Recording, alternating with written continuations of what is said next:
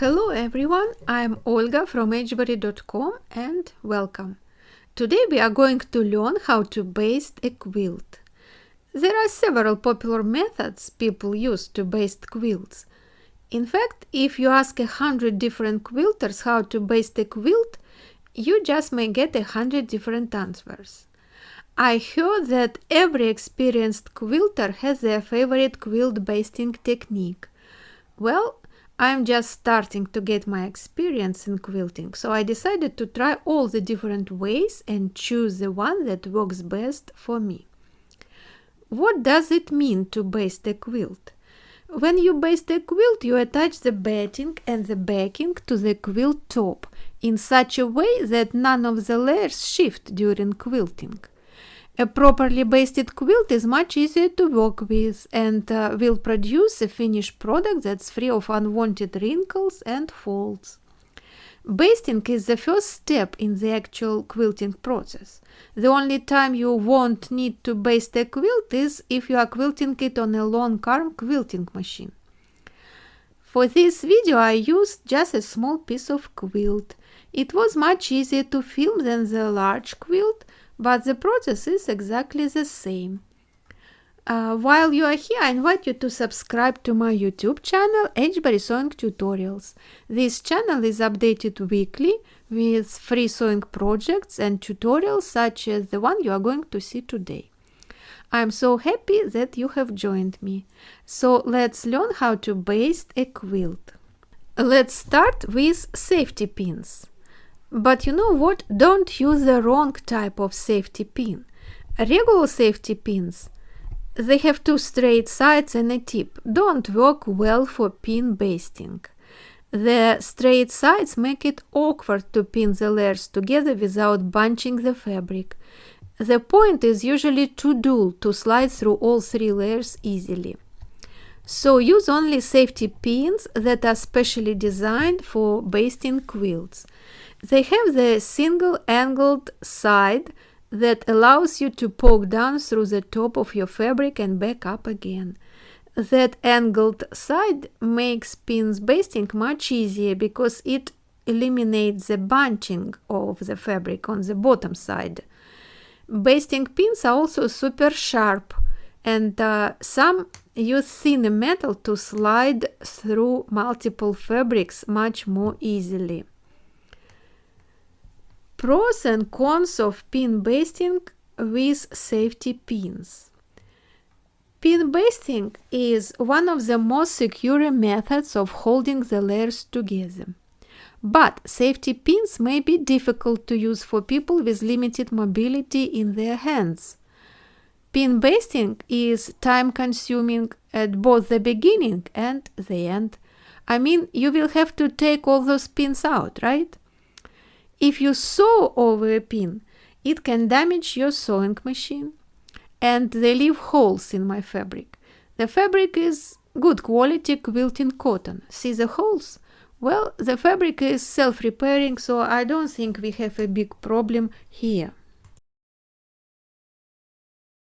But let me show you something you may not have heard of. Wonder pins. Well, I used in my sewing projects Wonder tape, Wonder clips, and now they also made Wonder pins. Did you hear about all these wonders? So, what are Wonder pins? They feature a plastic covered top that's easy to handle. Their bright colors are easy to find and remove. The angled side and super sharp tip make pins basting easy. Clover Wonder pins are an innovative solution to pin basting because they are sturdy and sharp, yet thin enough not to leave large holes in your fabrics. On their package it's written "Open and close with one hand." Well, I am trying to do it, but I guess I need more practice. It's the very first time I am using this. I am successfully inserting them with one hand, but to close, not so much, only after a few tries. It's important to note that you will want to use a flat surface that's used to wear. Don't use your best dining room table for pin basting, because the pins may scratch the finish as you poke them down through the top of the fabric. I am using my patio table, so I'm safe. If you would like to buy some of these Wonder pins, check the links under this video. I also have a detailed written tutorial on my blog edgeberry.com with much more information on quilt basting. You will find the link under this video.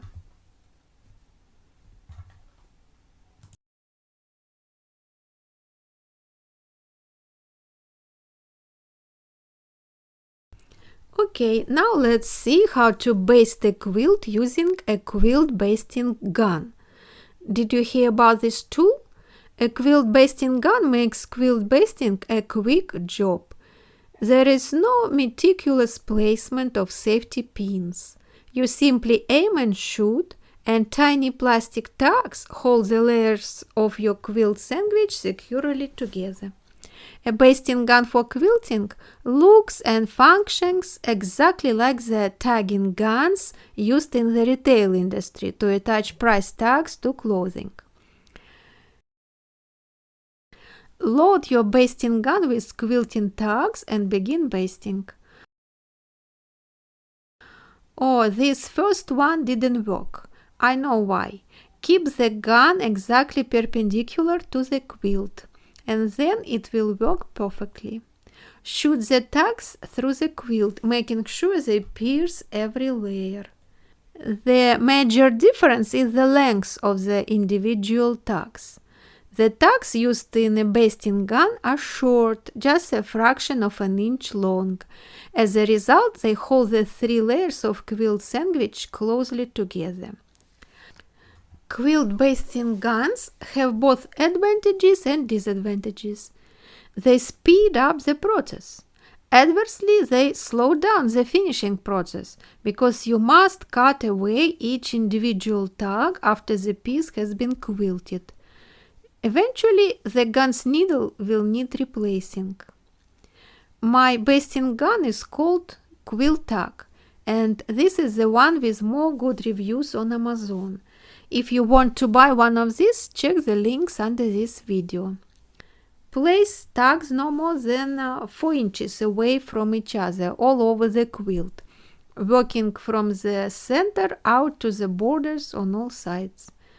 Once you have finished using your basting gun for quilting and have finished quilting your piece, use scissors to snip away each plastic tag and toss it in the trash. How to baste a quilt using quilt basting spray. Basting spray is essentially a low-stick adhesive that you spray between the layers of your quilt to hold them together instead of using pins or basting guns. Basting spray holds the layer securely, but it's also able to be repositioned. This means you can lift a layer and reposition it after spraying, in case you missed a fold or a wrinkle. To begin, cover your table or floor with your protective cloth and clamp or tape it in place. You will need to secure your backing in place with painter's tape or basting clamps, because this spray may push the fabric out. You will spray a small section of the backing, then stretch the batting over it, unfolding it as you go. When you are done, your batting will be securely attached to your backing. Repeat the process with your quilt top, spraying the batting as you go and unfolding the quilt top right side up until the whole quilt has been securely sandwiched. At this point, your quilt layers are basted and it's time to begin quilting. Is basting spray safe for baby quilts? Well, when using any type of basting spray, you should wash your quilt before using it. Does quilt basting spray wash out completely? Yes, it does. Quilt basting spray washes easily away and doesn't leave residue that is harmful to babies. Does basting spray stick to your skin? Well, quilt basting spray may stick to your skin if you are not careful. If you are wondering how to get basting spray off skin, regular cooking oil works wonders. Simply wash your hands in the oil, allow the oil to set for a few minutes, then wash away with dish detergent. Additional methods include using petroleum jelly or a commercial adhesive remover such as glue gun.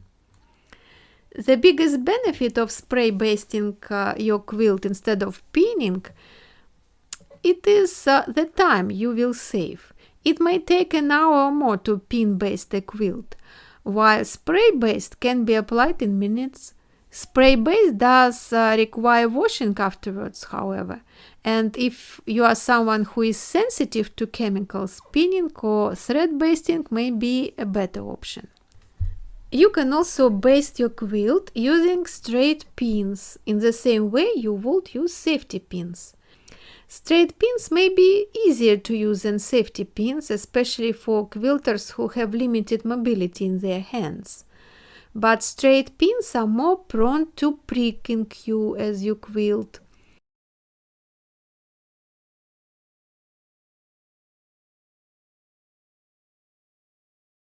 The trick is to tuck the tip of the straight pin back into the batting once you have used it to hold all the layers together. In this way, your straight pins won't prick you as you quilt. Straight pins may work their way loose from the fabric during handling, making them easier to lose in carpet and furniture. Lost pins may result in unwanted folds in your quilt also. I have a YouTube video on different types of straight pins for sewing. Check it out if you are interested. As you baste your quilt, regardless of the method used, you will need to contain all the layers so that they are manageable. There are several tools you can use to do so. Quilt clamps.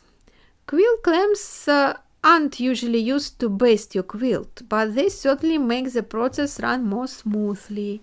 Quilt basting clamps are used to affix the backing of your quilt to your work table. They allow you to stretch the fabric taut so you can build your quilt sandwich on top.